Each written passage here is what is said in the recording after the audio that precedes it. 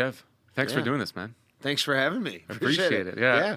I have to say on the record, this is the first podcast you do in the podcast studio at 1871. I know. I feel like it's a big honor. Right. It took George to invite me. I mean, you'd think someone over the years would have invited me to the podcast studio, a place I got to help get going, but I'm happy to be here. I'm honored to be here. Thanks for the invitation. And, I appreciate the opportunity.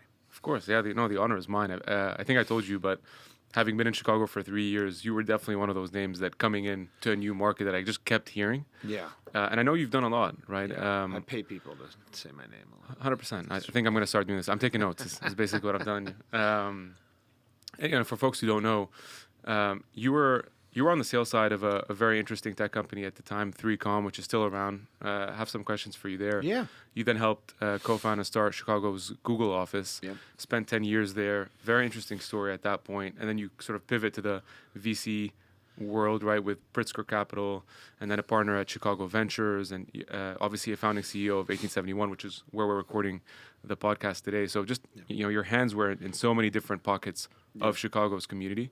Yeah. What I wanted to start by asking is actually just even your childhood, like your upbringing, was it in Chicago? Yeah. I can't say in Chicago because it was in the suburbs of Chicago in a northern suburb called Wilmette. But, Chicagoland area, that mythical place, right, that we're all from. So I'm very proud of being a Chicago area person. But, yeah, grew up in the suburbs, went to Loyola Academy High School and got a good Jesuit education, and then went to Boston College and then eventually started my career. As someone, and thank you for confirming, someone who's obviously, basically has childhood roots, right? And obviously on the professional side in Chicago, what makes Chicago special to you?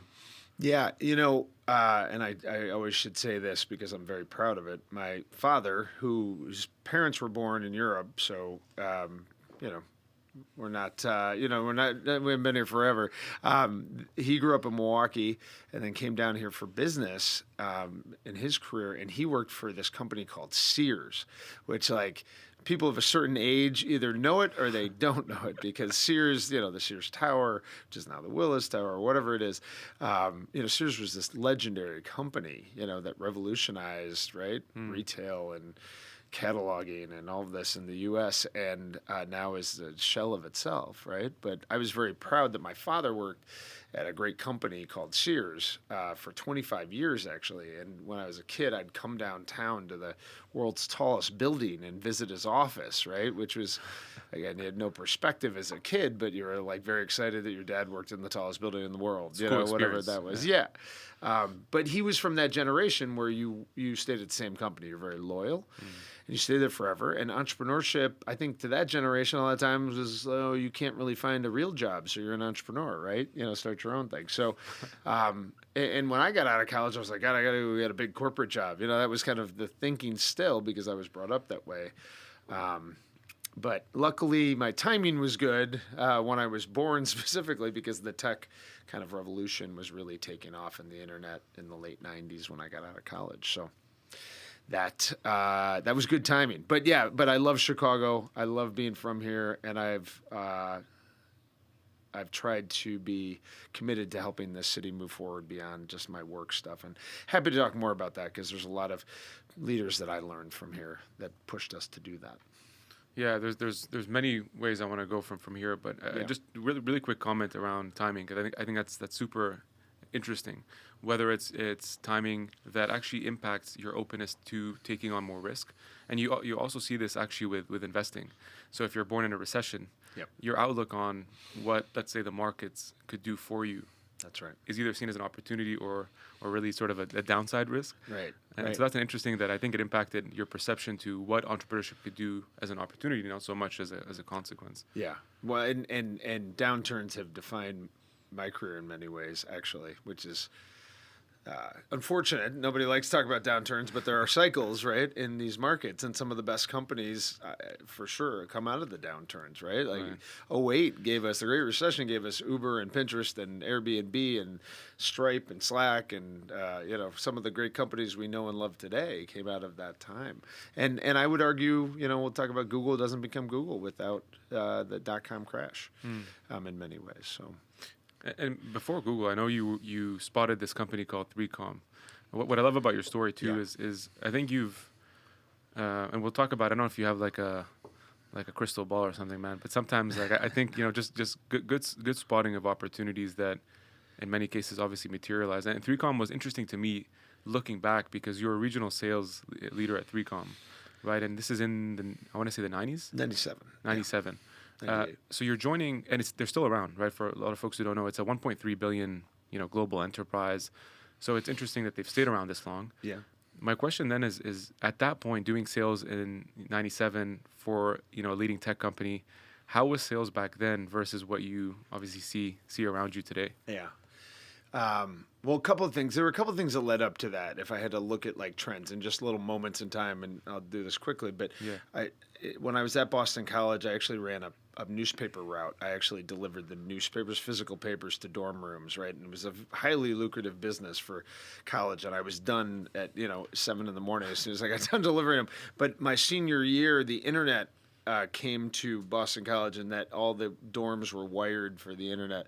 And it killed my newspaper business because nobody needed to buy the newspaper anymore. So that made me realize the internet, we were onto something. I studied abroad, and I had been emailing back and forth from Europe too. And so I'm like, God, this technology thing. And a buddy of mine candidly said, you should go, if you work in tech, you should ask for options. I was like, what are options? And they're like, well, there are options, stock options. All that. So I learned a little bit about that. But in my senior year at BC, I had job offers on Wall Street. And I still don't know why. In April of my senior year, I turned them down. I just was like, really? That's Wall gutsy, Street man. doesn't sound right, doesn't feel right. I don't know. There was something, I don't know why. But, and so I didn't have a job. My parents had just, thankfully, I'm very grateful they'd paid for college, but I didn't have a job. So I moved to Wyoming to work on a dude ranch because why not? Of course. Go find yourself for a summer, and I had a great If summer Wall Street there. doesn't work out, Yeah, go dude to ranch is Wyoming, just the right? way- So I go to Wyoming, try and figure things out. I come home, I move in with my parents in Wilmette, and I'm like, I'm going to get into tech. And they're like, okay, there's like no tech companies in Chicago. Sure. I'm like, well, they're like, your cousin works for Motorola. Maybe that, and that was the 900-pound gorilla here for tech. And then someone else told me about this company actually called USRobotics, which made modems, which got you on the internet. They had Palm Pilot in their portfolio, which is really the precursor to the PDA or the iPhone or whatever. And we eventually got bought by 3Com. So that was kind of the path there. We got acquired by 3Com, which was cool. We had gone public. We got acquired by 3Com, this big Silicon Valley tech company. They were investing heavily in us. And then everything didn't really work out in terms of like the synergies between the companies and for a variety of other reasons. So I got to see the rise and the fall of a company early on in my career from a low-level sales perspective, but like that was just incredible learning, like how people behave after an acquisition, how people, lean into it or lean out of it or look for other things or whatever, and then how companies are managed. And ultimately, I left there because the company wasn't doing too well, and I went and tried to find a better company. Which brought me to Boston. I went back to Boston and worked for a company called CMGI, which anybody listening to this, do a stock search on something called STCN. It's Steel Connect is the name of the company. It's the same company. And do an all. Because if you do an all, it goes from single digits to $1,500 a share to single digits within about 18 months. And so all of us who worked at this company, CMGI, now called Steel Connect, looked really good on paper. I mean, our stock. You were there during those 18 months. I was there during those 18 months, and the stock valuation, and we were all going to crush it, and it was the dot-com boom, it was all happening, and then it crashed. And then, yet again, I was kind of out of a job, and that was what led me to looking for something else in tech and something in Chicago, and that's what led me to Google. Have you seen some similarities in terms of a lot of the ups and downs in the 2000 bubble that you're seeing either 08 or now? Like, are there some resemblances? 100%. Yeah. 100%. I mean, what's crazy about this one is I think a lot of people thought, like, when COVID hit, that was the start of it. And actually, that actually accelerated tech in many ways and accelerated venture investing through 2020 and 21, Exactly. which was the greatest year ever for tech investing or venture investing. 22, we're finally getting, into the hangover of all this. I think, 01, right, the dot-com bust, 2000, 2001, that a lot of the companies that were created in that time that were going public didn't really have sustainable economics or any revenue models around them. It was just this new great technology, and investors were just piling on. That was unhealthy, and it was very healthy when it kind of came crashing down. And I think the market said, these companies need to be based in reality. Let's build some real companies. And then the true entrepreneurs, the true technologists in Silicon Valley and beyond were really starting to build great companies then. And I alluded to this earlier, but Google was sitting there with venture capital money from Kleiner Perkins and Sequoia in the Valley when everything came crashing down, and all these world-class engineers are getting laid off by all these companies. And Google's like, hey, we're hiring. Come on over, get free lunches, work on cool stuff, right? So like their timing on that, right? If this was a couple years earlier, Google might have just blown through all their venture money and not been able to hire those engineers. But because they were hiring during a downturn, they got to hire some of the best people in the world and build a culture. And they also always were thinking about the monetization of this great search technology. And they did that really well. And then they didn't just stay in search. They went into other areas like productivity apps, right? And YouTube videos and mobile and all, as we all know. But Google really, their timing was incredibly good. And my timing was great joining it too. But it was a little brutal at the beginning. So downturns are to your question, like this looks similar to 2008. It looks similar to the dot-com crash in many ways. There's unfortunately a lot of tech pullback, a lot of layoffs, but that's okay because, it's healthy. The companies grew too fast in many ways, or maybe, the low cost of capital was, allowed them to maybe expand more than they should have. So you have to have these cycles, and we talked about this earlier. How do we embrace these cycles? If you're 34 and younger, you've never seen a downturn in your career. This was inevitable. Going through it.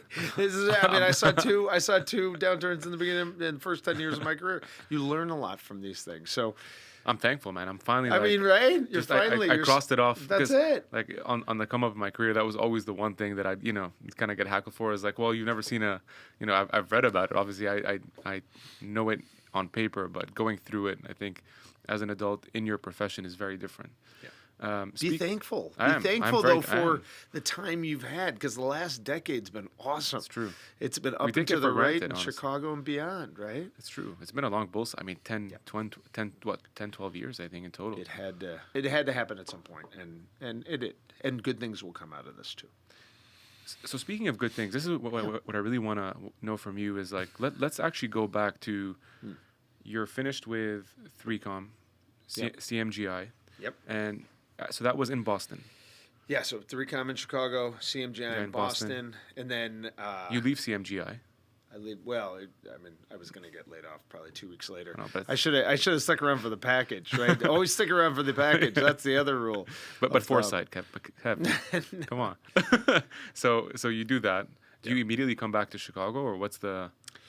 It was CMGI in Boston, went for a cup of coffee with them in D.C., and then everything crashed down, and then I was looking for a job, and a friend from there said, hey, I got a call from a headhunter, and there's this well-funded search engine out of the Valley that sounds pretty cool, and would you take an interview? And I was like, sure. And they wanted to open a sales office in Chicago because so of all the crazy. marketing, all the big brands and corporations in Chicago and the Midwest. And can you imagine being headhunted by Google? Just like casually, no. like, hey, I think. No, but then you do your diligence. No, hold on. So I'm 26, almost 27, and at that point in my career, and you didn't have, the internet wasn't as robust as it is now. You couldn't get the information. You could check out the tech, be like, wow, this search engine seems to work, right? You could learn. I didn't really know Kleiner Perkins and Sequoia. I didn't know. I did some research. I was like, wow, these are two of the best firms in the world, so that's pretty good. The founders with the Stanford DNA, that's obviously another good good thing, sign, right? But there were so many unknowns. There were less than 200 people at the company, right? And most of it was engineering. So the sales function was just being stood up. So I went to New York, and I had a meeting that I'll always remember with Tim Armstrong. Tim went on to become CEO of AOL and eventually sold it to Verizon and is one of the great leaders, I think, in technology. And we sat down, and he was pitching me on the opportunity, and I was, skeptical. And he said, "What are you going to do in 5 years?" You know, the great interview question, or not great interview, but an interview question. And I said, "I'm going to go get my MBA." And he's like, "You'll get your MBA here at Google, you know, working here, because you're going to see this amazing thing happen." And he was right. I don't know if he really believed that when he said it, but he was right for sure. And so we had I ended up joining the company in late 2000, and we were in a shared office space at 401 North Michigan, a Regis. In a Regis, right? Yeah. And 2 desks, 2 phones, no windows, and we started calling advertisers, asking them to buy keywords. And, you know, at the time, today that sounds insane, but at the time it was like nobody was using keywords. Keywords are a pain in the butt to manage. There was no bidding mechanisms. It was just not an efficient mechanism as it is, you know, today. So it was a tough time. It was tough. I mean, like, you know, we hired our first person maybe 6 months later in Chicago, our second person, third person. We started adding to the team, but like I almost quit a couple times because I was like, this isn't going anywhere, right? Could you imagine what a disaster that would have been if I had left to go like. I think I would still have you on the podcast, but a very different story. No, right? With the career, I mean, the career, you know, it's decisions you make. But I remember my partner there, John DeCola, who's a world-class guy who we did it together. He said, "There's a light at the end of the tunnel." He's like, "I think there's a light at the end of the tunnel." I'm like, "All right, there better be." But, you know, you slug it out, and then the light became brighter and brighter, and you're like, "Oh, this is going to be a great company." You know? Well, that's one of the things I was going to ask, and obviously, I was really saying it with humor. I know it must at the time have been a pretty difficult decision. I mean, looking back, we know Google as it is today, but back then, to your point, with not as much information at your disposal, and a company that's starting out with 200 employees, I mean, and you're really starting the office in Chicago, there's a lot of unknowns. It seems to me, though, that you have a good sense of trusting your gut, and I think we've always been told that, and you hear that a lot: intuition and gut and instinct. Is this something that's developed? How do you hone in on it? How do you listen to it? It's the most important question, and I don't have the silver bullet answer for you. I'll prep you with. I would say, I actually remember a bunch of times in my career when I thought about leaving something, and I ultimately didn't because it wasn't the right thing or right time, right? And those actually can be more informative. Like, why didn't I do that? And then you look back and go, like, God, thank God I didn't do that, right? And then other times when you do something that might be unpopular, I mean, for sure, not to get ahead of ourselves, but when I left Google, people were like, "You're insane. Why would you leave one of the great companies in the world?" I always joke that when I joined there, my parents were like, "Why are you joining that company? Nobody's ever heard of it. It's going to be out of business in 6 months." And then when I left, they're like, "Why are you leaving this company? It's one of the greatest companies in the world." I'm like, don't listen to my parents. But, you know, that's over a decade. Google was good to me. I'm not, I wasn't looking for a job when I left. I wanted to make an impact.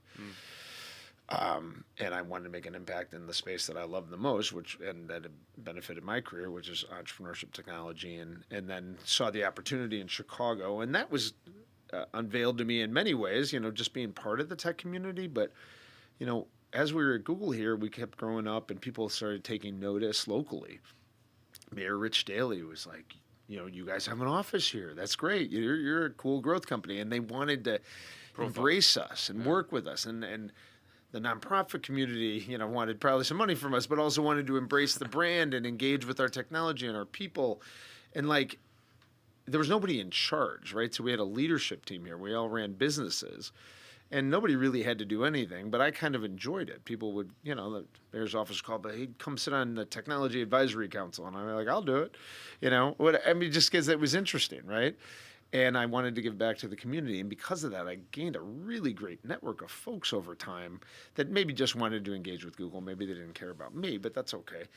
I got to know a lot of them, right? And some really powerful people in Chicago, you know, the people that run the business world here and beyond, and, you know, at all levels. So it was a great experience for me, but I didn't get paid for it. Nobody told me to do it. I just kind of enjoyed it. And that that opens your eyes to opportunity. One lunch I had, very distinctly, I remember the person. He was working at University of Chicago booth. He said, "You should get," I said, "I always want to get my MBA." This was 10 years after I said I was going to do it. And he said, "University of Chicago has an executive program that you can do while you're still working," because I didn't want to quit Google, right? And I went to Google and I said, will you pay for part of it? And they said, we'll pay for part of it. And then I went to grad school, and that opened up my whole world, because in Google, sometimes you get into this kind of internal bubble kind of thing.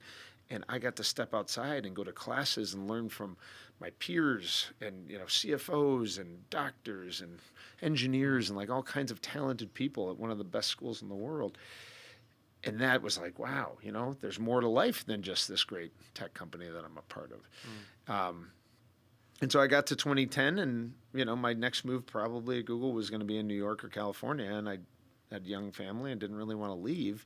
And so I started looking at things, and a mentor, and this sounds cooler now, but at the time, he was just a venture capitalist in Chicago, J.B. Pritzker, I sat down with him, I said, what do you think? I'm thinking about this and that. And he's like, you should come work on a project with me. And I was like, okay, yeah, no, I'm probably not going to do that. But, what are you working on? And he's like, well, I want to build this incubator for entrepreneurs to come together. And we don't have something like they have all in Silicon Valley and all over the country. And I'm like, that sounds cool. Yeah, let me know how I can help. And he's like, no, you need to come work on this with me. And when a guy like that tells you to come work on something, you have a hard time saying no. It was a risky thing I was going to do, but he was. I figured if it didn't work out with this, maybe he'd find something else for me to do in his portfolio or something like that. So to your question though, leaving Google, that was like a big challenging thing that people really questioned. Said like, why are you doing that? That's nuts, But it was the right decision. I can look back 10 years later and say that, right? I have friends that were there 20 years. I have friends that just got laid off, honestly, there, who'd been there 23 years, right? And didn't really have a choice, right? So I guess the learning I have is like, create your own destiny. Don't get, told to shown the door or something like that, right? Yeah, well, I resonate with your story. I think I told you this when before we recorded. But having moved to Chicago, kind of in a similar, different context, obviously, but building an office and also doing my EMBA That's now, right. actually. And so I actually resonate a lot with where you once, and I'm just taking notes, right? And I could start interviewing you on this stuff. Like, why did you decide it. to do this and that and the other thing? No, I mean, that's why do we make these choices? But I think it comes down to personal growth, right?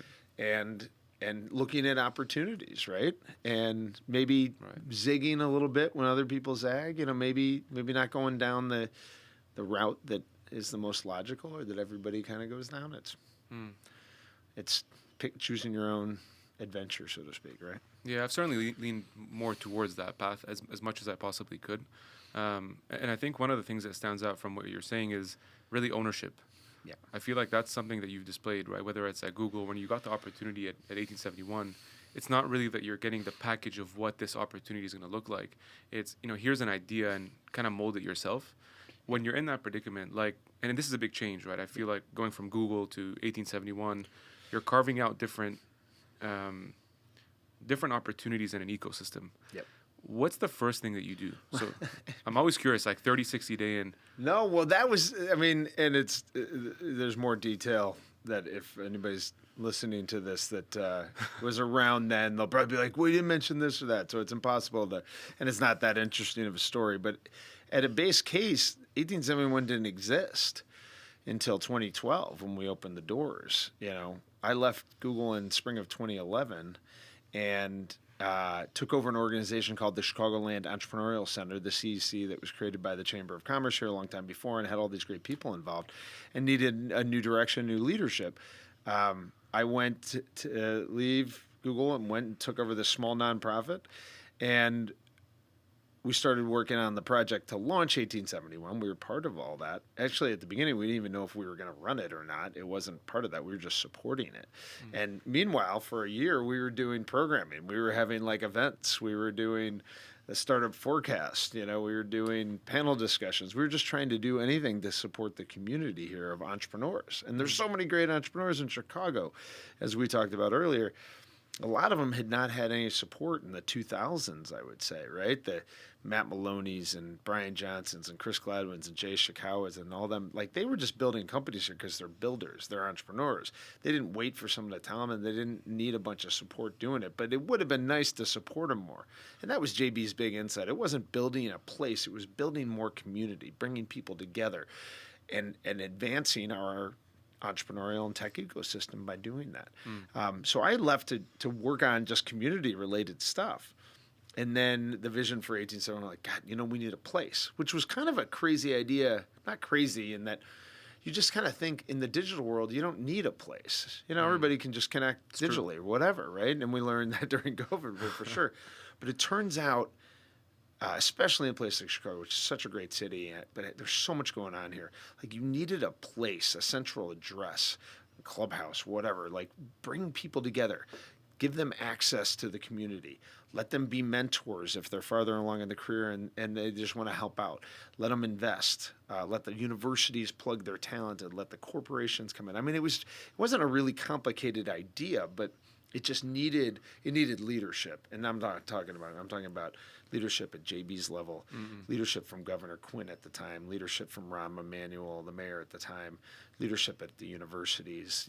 I mean, it was just the community coming together. It was easily the most fun thing I've ever worked on, and I think the most impactful. I love Google, but like those 2 years of working on the plan for 1871, opening the doors and getting it going and kind of getting it sustainable, at least through the first year, it was like, I'm just so proud of that because it was just fun. Too. Yeah. And it worked. We were right. I mean, again, timing. Chicago needed this. We literally had this terror. If we think about it, like, we're going to build this place. And this wasn't cheap to build. I mean, it's not super fancy, but merchandise mart, it's originally 50,000 square feet. Like, this is not cheap. And we opened the doors, and it's kind of like, is anybody going to come in? Are people going to show up here? This is a membership-driven model. It's, we need support from corporations. We need this and that. And our timing was impeccable. It was almost probably a little bit behind. There was so much pent-up demand for a place like this, right? There have been places before, but not quite like this. And the opening party on the opening night was one of the most epic parties, I would say, in Chicago's tech history, because it was just a community coming together saying, like, we can be a great tech ecosystem, right? So much FOMO right now. This is no, it was you didn't know it at the time. You literally didn't. We didn't know it. It felt right. Yeah, it's just kind of cool to look back again, whether it's Google or 1871. Like, you see how things matriculated, right? And you kind of see where they are now. But it's nice to be able to go back in time and live in what you kind of really have to put your shoes in what the world was then. And obviously, 1871 has done a great job. Betsy, of course, big shout out. And I feel like one of the things I was going to actually ask is during that time at 1871. You met a lot of high profile individuals, right? Like a lot of visitors, Prime Minister, or the British Prime Minister, I should say, David Cameron. Which was amazing. Chicago's mayor at the time, Rahm Emanuel, former Microsoft CEO, Steve Ballmer, Twitter CEO, Dick Costolo, AOL founder, Steve Case. List goes on. What did you, and that's not just then. Obviously, you've met a lot of high profile individuals. Just curious, what are some of the biggest learnings from being or sitting across individuals like that you've met in your career? Oh, wow. I mean, just that was part of the reason it was so much fun, because you got to meet all these legendary people. Yeah, and it's not a shabby list. I mean, most of the time I'm like giving tours of the space, I'm like a tour guide just showing them around. Wow, there's so many great things that we learned from those. I mean, you learn how to deal with, big, powerful personalities, but you also see how humble these people are, actually. I mean,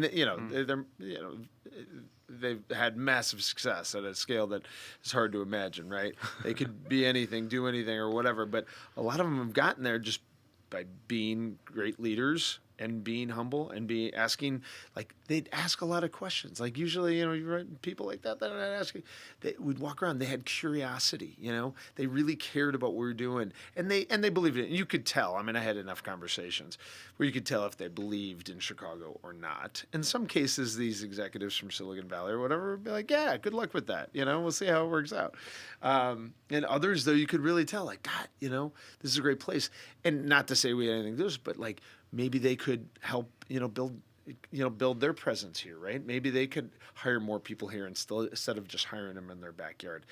You saw magical moments like Brad Keywell, the serial entrepreneur, one of the most successful entrepreneurs in Chicago history. When we had Prime Minister Cameron here walking around, that was 2 weeks after we opened, by the way. It was terrifying. It was like a Sunday morning too, because they had a very tight schedule and we had to do it then. A lot of security too. But he walked around, met the entrepreneurs, and then sat down with the CEOs of a bunch of companies. Brad was in the room, and Doug from Caterpillar was in the room. And I'm pretty sure that's when they started talking about working on what became Uptake, which is one of the, top funded venture companies in Chicago. And they had a great partnership around that. Yeah, that's the kind of magic that happened here with those executives. Steve Ballmer came on a frigid, snowy February day, I always remember, and he was supposed to speak at another group in town. We won't mention the name. And they canceled on him because they were, worried about people traveling down to the event or whatever in the snowstorm. And they said, "Are you canceling us too?" And I said, "No, we'll be there." And we got 400 entrepreneurs in the tech community on a brutal morning in Chicago, early morning, to come in to see Steve Ballmer. And he was very appreciative. He's like, "I'm here. Let's get together, let's talk." So moments like that were, I saw, Mayor Emanuel come in here after just visiting, parents of a shooting victim. And he's, a very emotional guy, and he'd get very emotional in these press conferences. I mean, you had moments like that. It was just, you just saw a lot of great moments and some challenging moments. And it was awesome. It was a lot of fun. It was, and I'm very proud of what we did there, and I'm proud of what's happened since. I mean, I only ran it for the first year, and then I went to be a lowly venture capitalist, and but I got to have my office here still, so I got to stick around and try and be a board member and try and support Howard and then Betsy, and Betsy's doing a great job, like you said. Yeah, that's really cool. I was gonna ask like what the best memory out of that year was, but I guess we kind of covered it already in a sense. I mean, the best memory, like if I had to really go back, was. My kids loved to visit. It was always fun to bring my kids. We had something on Fridays. It wasn't one memory. And they should bring this back. Well, it's a little bit trickier now. Like bring your kids to work day kind of thing? Well, we had something at Google called TGIF, which, is not Google didn't create that, but thank God it's Friday, right? Yeah. And it was always this gathering in Mountain View and elsewhere in the country. We would have a drink and, get together, and maybe management would speak. And Larry and Sergey in Mountain View would always speak at these, and people would ask questions. Anyway, I was like, we should have TGIF at 1871. So every Friday in the auditorium, we'd bring out the ping pong tables and, video games and whatever, and play some music and bring out the fridge, and everybody would have a beer or drink, and we would celebrate wins, and talk about, just talk about the community or just have a good time. And I would sometimes have my wife, and I had young kids then, really young kids, like, 2, 4, and 6 probably, or even younger than that. And they'd come down and visit during TGIF, and that was everybody loved the kids running around too. It was just great. It was fun. It was a fun community, and some of the people from that time are some of my favorite people. We ran this place with like 5 people, maybe 10. I mean, it was a very small staff because we weren't sure how well it was going to do, and we didn't. As any good nonprofit, you have to break even, right? Yes. At least we just didn't want to screw it up, so we ran pretty lean like a good startup would, and it worked. It worked. I'm really proud of it. So, and when do you decide to transition to the greatest calling of humankind, which is which is venture capital? When was like, did you always want it? Well, no. So Stuart Larkins, my partner at Chicago Ventures, his office was in 1871, so he was down the hall from where we're sitting right now. So he was one of our first tenants. I mean, he was a true believer, right? Wow. He's the OG, I guess. He is. He was at first day. He had taken over a platform called the Illinois Innovation Accelerator Fund, the I2A Fund, and rebranded it to Chicago Ventures. But he was raising his fund, and he was getting a lot of interest, and we saw each other one day. He's like, "How long are you going to do this, run this place?" I'm like, "I don't know. It's fun." He's like, "Why don't you come join me in the venture fund?" And I was like, "Great." He's like, "Because we're going to raise more than I thought we were going to raise, and I need someone else, right?" I was like, "Great. That sounds good. I can join you in like a year, maybe a year and a half." He's like, "Yeah, I need you to join me in 6 months." And I was like, "Oh, that's a tough timeline," because the place had just opened. It was doing well. And so I had to go to the now governor and say, "I need to go do this." And he was like, "That's a terrible idea." I'm like, "Well, but the timing," and we figured it out. Anyway, I gave 6 months notice, and I joined Chicago Ventures. But again, I didn't leave. It's very hard to quit a job in your career and keep going back to the same place for work every day, right? That's true, because you're still in the like it's Totally. tough to break away from it physically. No, man, literally, And I you wanna came stay a here part of because it. my office was down the hall. So I was like, but I like kind of hide back there, and then eventually Howard came in and we let him, run with it. So it worked out well. But yeah, I mean, to your question, I'd learned a bit about the venture capital world while doing 1871. I was working part-time at Pritzker Group Venture Capital and learned a bit about, investing, tech, process, sitting on boards, getting involved with these companies.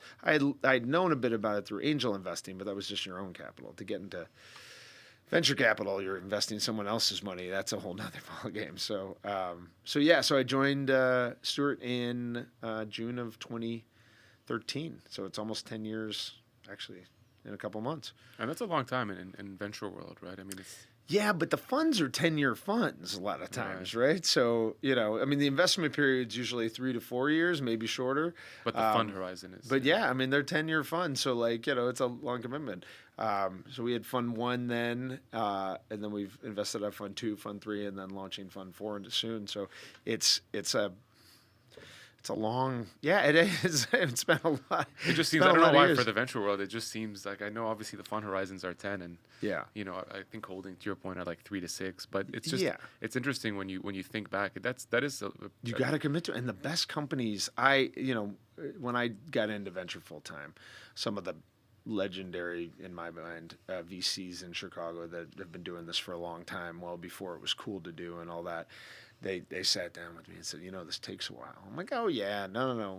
We'll just pick a bunch of great companies and they'll go public within a year. Not really, but and it turns out it takes a while. If you got to do it right, you have to look at a lot of companies, invest in a small amount of the ones you look at, and then help them out as much as you can.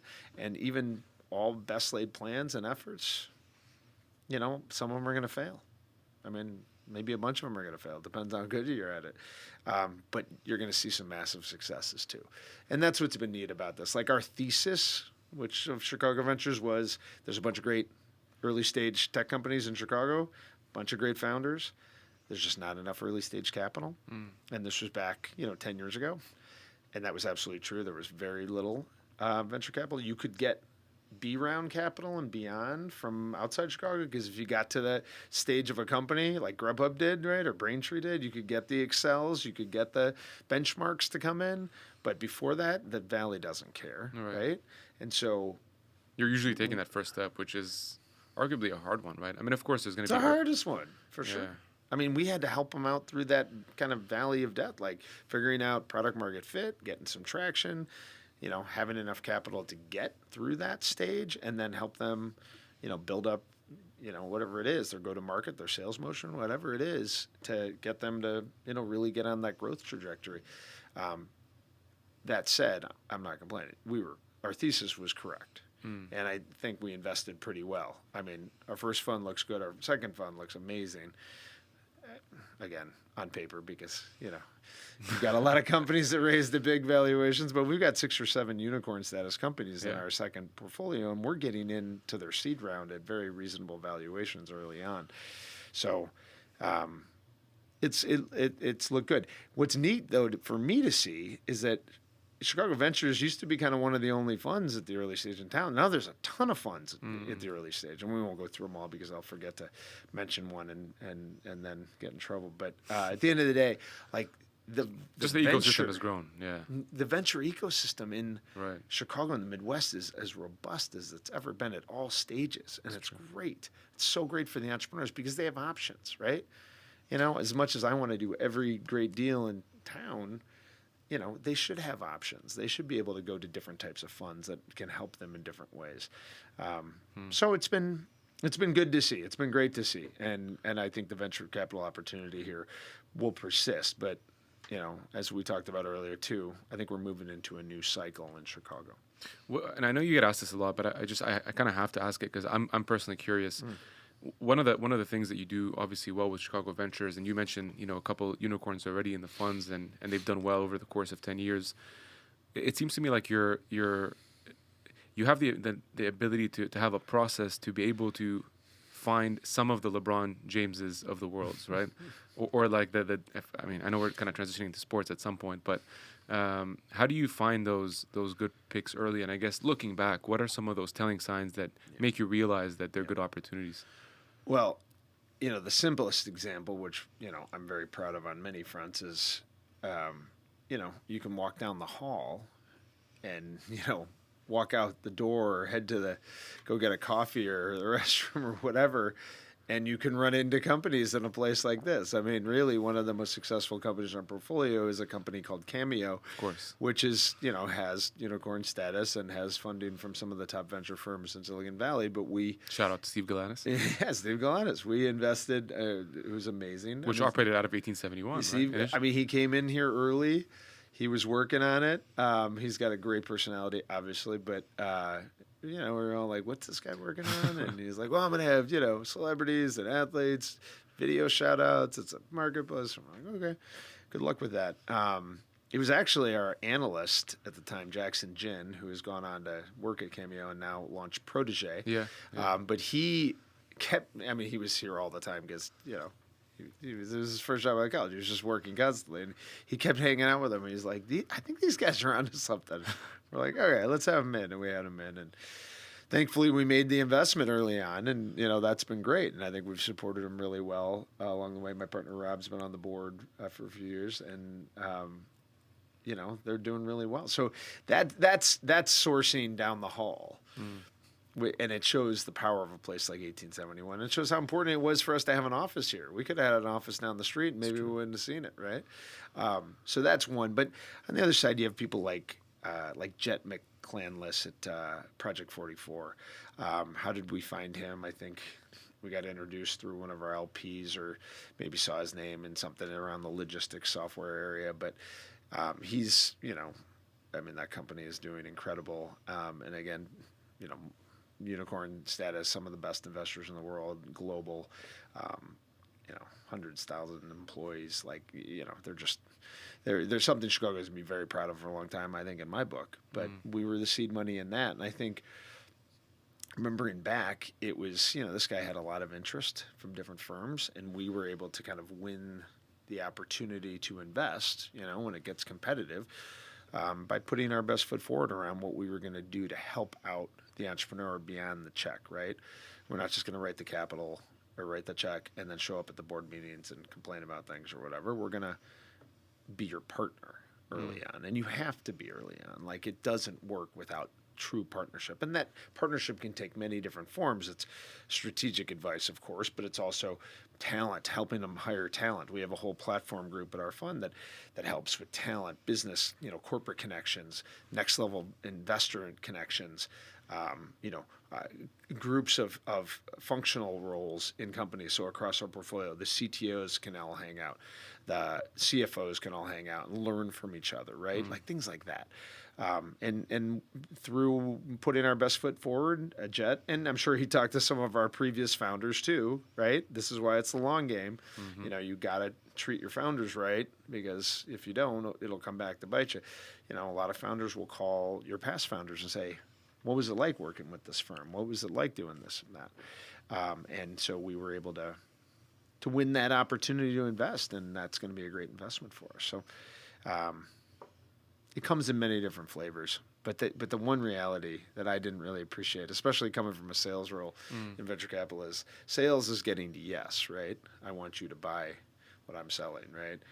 And that comes into venture when you're fundraising for the funds, you're asking people to invest. So that's part. But then there's the no business, which is you say no to 99% whatever of things you look at. But you have to look at a lot of companies to figure out, which ones get that pattern recognition to find the ones that are the ones you're going to invest in. Do you find it tough, like having been in this community for so long with all those no's, but to still be able to, to have that good reputation, to execute, to be of value, even though you might be, you're in a tough place where you have to turn down a lot of. I love that question. I mean, in the Valley, they'll call it their anti-portfolio. They'll say like, these are the companies we passed on and which are that. But I honestly, just a little thing, like if I see a company that we passed on raise some big ground and like have big success, if I still have the founder's info, I'll shoot a note to them and say, Just check in. congrats. You know, like, proud of you. And sometimes the founders are like, well, you passed on us. You know, it's like, yeah, we're idiots. We should have invested. I don't, you know, like, we're not going to get everything right. You know, it just is what it is. But I think you should keep up those relationships. You can say no to things. You might not work together with someone. The same with LPs. I won't name names again, but there are investors in town who passed on investing in Chicago Ventures first fund, but then came into the second fund or the third fund. And that's totally fine. They want to see you execute against your thesis and see if you perform. And then they might get involved later. And we were very thankful for that. So it's a business where you just have to, be, I think, a good person as much as you can throughout. I want to lead with two others, and I know I want to be mindful of your time. Yeah, no, we got to get you back to the fam. I feel like I need to ask this as well, but curious, like, from where you're sitting now with everything that you've been through, everything that you've learned, experienced in Chicago, if you had all the levers, right, what would you think you would need to do to propel Chicago to be in a even better position in the next 5 years? Or 10, whatever your timeline. No. I mean, you know, the simple answer is I would just follow the guidance of, you know, P33 and organizations like that are actually, I mean, they were literally created, you know, by Chris Gladwin and then Penny Pritzker and the Commercial Club. And the 33 is by 2033, Chicago's got to be a top tech ecosystem in this country. So we've got, you know, about 10 years to get that done. And I think it's totally achievable. So all the work that they're doing across company formation, what industries to focus on, you know, they got a lot of work in quantum and food and logistics tech and things like that. You know, inclusion, right, which is such an advantage for Chicago, I think.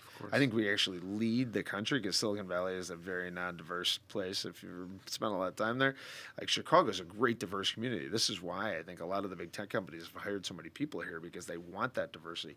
And our tech ecosystem is pretty diverse. We have a long way to go, but there's a great opportunity there. So I think what really needs to happen, if I had to boil it down, I mean, there's a lot of tactical things. And again, we alluded to this earlier, but these things happen in cycles. You know, pre-2000, there really wasn't much of a tech scene in Chicago, though some people get mad at me for saying that. But let's say 2000, you know, post-dot-com crash to 2010, 2011, post-recession. That was, you know, there was a lot of people building companies that we talked about earlier in the wilderness. 2010 to 2020 was like, all right, let's build some infrastructure, right? Let's build the 1871s. Let's get the capital, you know, we need here. Let's get the corporations engaged. Let's get the universities engaged. Let's keep our talent here, things like that, right? So we did that, and we did it really well, and we made it okay to build companies here. And the pipeline of, you know, early stage to, you know,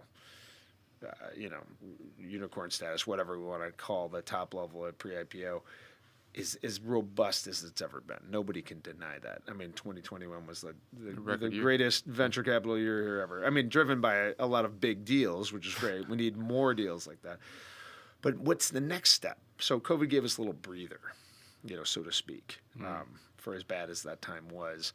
Silver lining is it kind of, you know, I think it's made everybody stop and kind of reflect. And now I think we're going to hit into as we come out of this, whatever we're coming out of this economic downturn, we're going to start to see the next cycle starting, right? And that's going to be about, you know, companies having events, hopefully, some M&A, right? Maybe some IPOs of local companies, which will create wealth, which will create opportunity.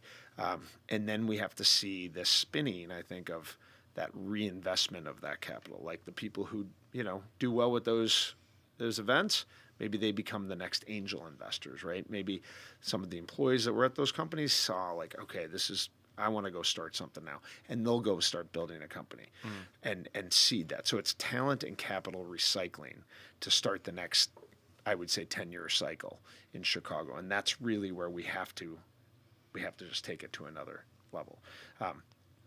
What I'm very excited about is seeing a lot of younger. I mean, I'm now late 40s. Young soul. A decade ago, like there were the old people, and I was like, yeah, we're up and coming. Now you got the young people, 20-somethings, 30-somethings, really stepping up. And leading efforts and initiatives and saying, Chicago needs to be better and we're going to help lead. And we just need that. We need that more than anything because I think, some of the old guys are probably tired of it, and it's the next generation stepping up. And that's what Chicago's great at, is that it has, usually the next generation stepping up. And I'm seeing that right now and starting, and I think it's a really good sign. But we gotta keep at it. What do you think? I'm just curious. Like, what do you think is next for you? I mean, I know you've recently become a minority owner in a few soccer teams, which I thought was really cool. It was a cool pivot, to be honest. I was curious. Like, are you a massive soccer fan? Because you're a minority owner in the Red Stars, Chicago Red Stars, in Leyton Orient Football Club, and one Knoxville FC.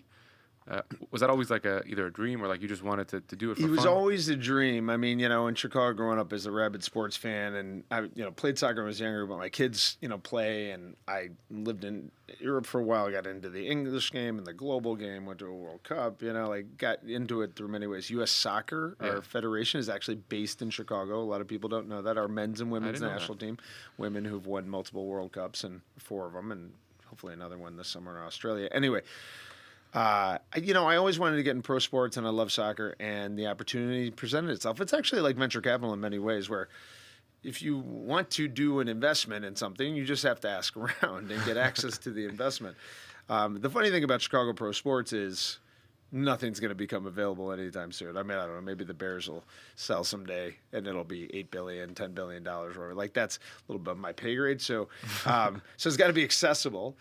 But it was just this weird confluence of events during COVID. I was researching some of this stuff because, the venture world had kind of, just slowed down a little bit. And I was like, all right, I got some time. And I'm looking at these things. And all of a sudden, I get this opportunity to invest in soccer in my home city on a pro team.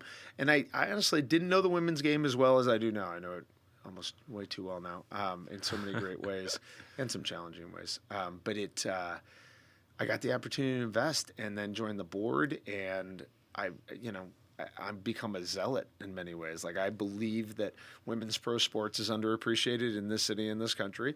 I believe that it demands more investment. I believe that corporations need to step up and stop giving all the money to the men's pro sports and maybe carve out a little bit, for the women's pro sports.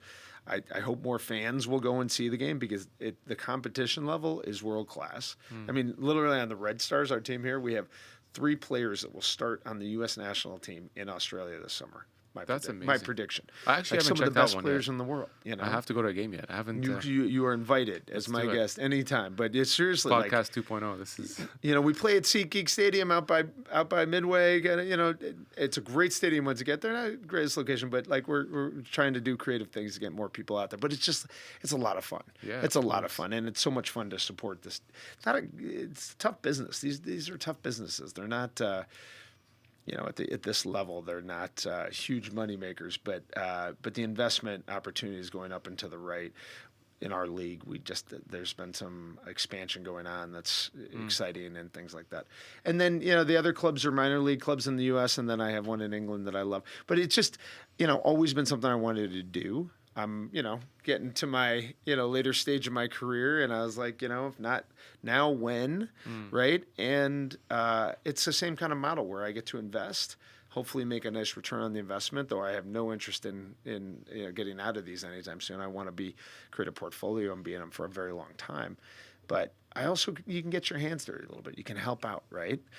In many ways that you would help out a startup from a venture capital firm, you get to do it. So these are all personal investments, my personal time, but I'm really enjoying it. And hopefully we'll win on the pitch and do pretty well and build some great institutions in soccer.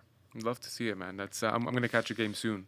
Yes, please. One last one is just this more on the personal advice side, but and actually much younger. I mean, it's crazy to me how you're still in the kind of mid-40s, given everything you've done. I just feel like I wasn't expecting mid to sort of early late 40s, but nonetheless, my question the gray hair throws you out. It's all good, man. It's a good look. I did want to ask, any time in your career, do you ever feel a bit of that imposter syndrome, that fear, and taking on a challenge that you might not feel like you're prepared for, you're ready for. Yeah. How do you control that? And it's all inner conversations, right? Yeah. I'm reading a fascinating book called Strength to Strength right now, which about, career ebbs and flows and all that, which, I won't go into, but I'd highly recommend. Because there are cycles in your career, and there's different times where you have to step up, and other times where you get disappointed, where you don't get a chance to step up or whatever, right? So, I would say, I gave that example, I could run the business of Google, I could hire people, I could, that I can do. I could talk to customers, I could manage people and all that. The external stuff was all kind of. I didn't know how to talk to a mayor or, a big corporate exec or, a billionaire. I didn't. But, and again, it wasn't about Kevin Miller. It was about the brand that I was representing. It was about Google. But if you just show up and, own it, and not, just be authentic, be honest, be humble if you can, but show interest and curiosity and, show up.